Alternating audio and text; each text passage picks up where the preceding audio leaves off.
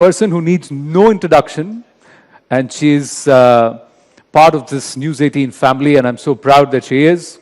The one and only Shireen Bhan, who takes us through the next session that is about India Stack, the highway to growth. Please put your hands together for Shireen.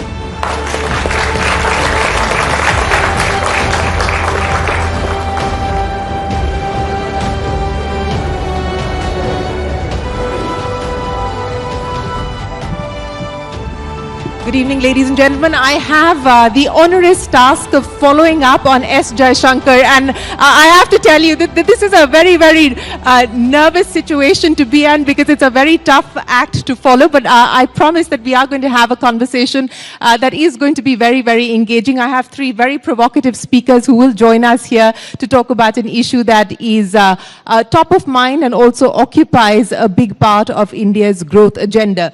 So without further ado, let's get started.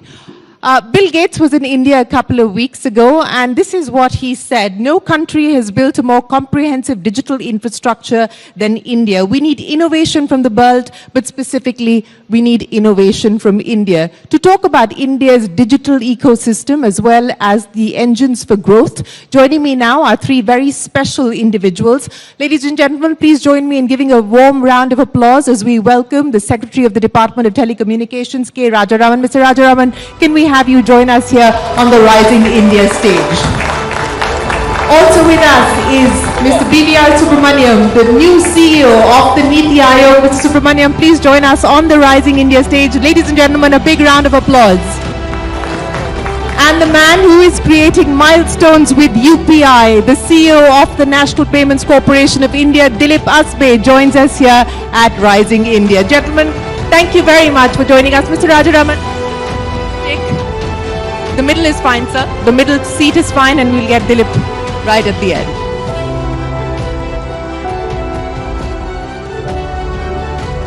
Thank you very much to all of you for joining us here today. Mr. Rajaraman, let me start by asking you, because the growth of digital India is incumbent on the digital highway and the digital infrastructure, which the Department of Telecommunications that you lead is responsible for. So let me start by asking you about where things currently stand now as far as the National Broadband Mission is concerned, as well as BharatNet. Ladies and gentlemen, for those of you who may not be aware, BharatNet is essentially the plan to connect India's villages with high-speed broadband connectivity. So I want to start by asking you for an update on where things currently stand. What are the latest milestones on that front?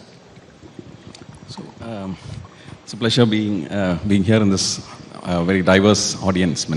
So the task before us is to actually enable every citizen of this country to access broadband. That is the ultimate goal that the Honorable Prime Minister set for all of us. So this journey of laying out optic fibers to the rural heartlands, I think, is a very onerous task, given that we have very diverse territories which are remote, mountainous, etc. So the target that was before us was nearly 2.5 lakh gram panchayats. Out of that, construction is going on in all the 2.2, and the 1.9 lakh gram panchayats have already been wired up with the optic fiber.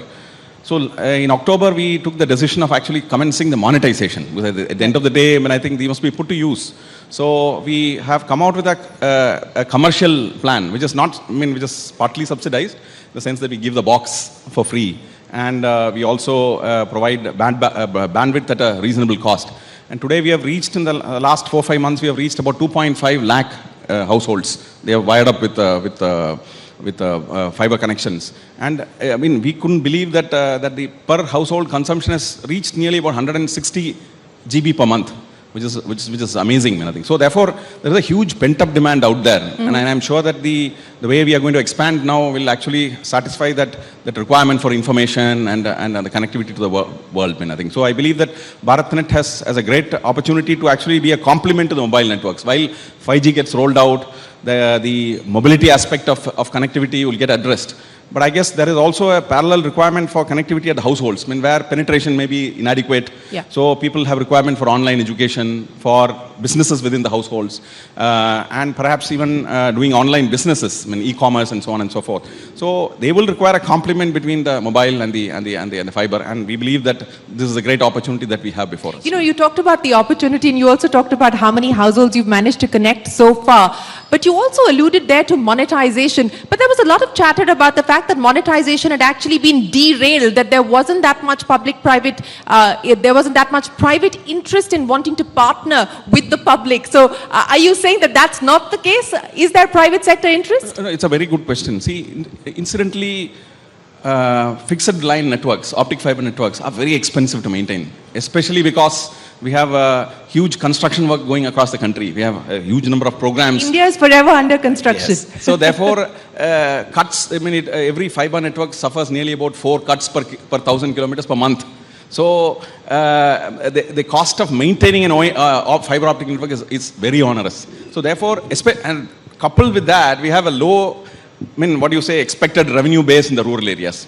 So it's a very hard market, unlike the urban areas. So therefore, the private sector perception of this particular value of this particular network is a little low. I mean, I think we can well understand that. Therefore, I think we have decided to go forward with the public sector model, wherein BSNL will maintain it, run it, and then monetize the last mile. So we are not monetizing the whole network, but the last mile, where from the village point, I think they will take it to the households and maintain it and service the customer. And that's worked well, I think. I'll come to BSNL and the revival package that the government announced for BSNL in a second, but let me get Mr. Subramaniam into the conversation as well. Mr. Subramaniam, you know, as part of the India at 75 vision, Niti Aayog had put together a strategy document, a strategy paper on the use of digital technologies, the use of digital innovation. As things currently stand, beyond Ayushman Bharat, beyond health and financial inclusion, where do you believe the next bed of innovation will lie, especially in the context of the development state that the Niti Aayog is pushing for? Before I answer that, I'd like to actually take you back. What's the importance of digital public infrastructure? I think that's very, very important to understand. You see, I think the digital space grew in an area of benign neglect. Governments around the world allowed them to grow because I think that was required very early on. One didn't understand how these digital technologies would grow and how they would pan out in the long run. But over now, the last 20 years, people have actually realized that there are a lot of externalities that come out of this. There are network externalities, and actually a few firms can actually dominate the entire digital space. And that's where I think the digital public infrastructure concept becomes very, very important. I mean, it's very related to what we call technology commons. And commons are a public good. So there is a fundamental question. Is the digital architecture through which the world today, and certainly the world of the future, is going to be run by a few monopolies or oligopolies, or is it going to be left common on which a lot of innovation, technology, entrepreneurship can drive? And I think that's where India is a leader in 3 areas, and in the thought itself, in content, and most importantly in rollout. I mean, we have been rolling out it in billions. And therefore, you have so many examples of digital public infrastructure in India. And you've got the UPI, you've got Aadhaar, you've got the account aggregator stack, you've got CoWIN, you've got the agri stack coming up, you've got the logistics stack which is coming up, there's a labor stack in the pipeline. So Niti plays an interesting role. I mean, the role of Niti is, as a think tank of the government, its job is to ideate, incubate, and then transfer, the IIT of the government.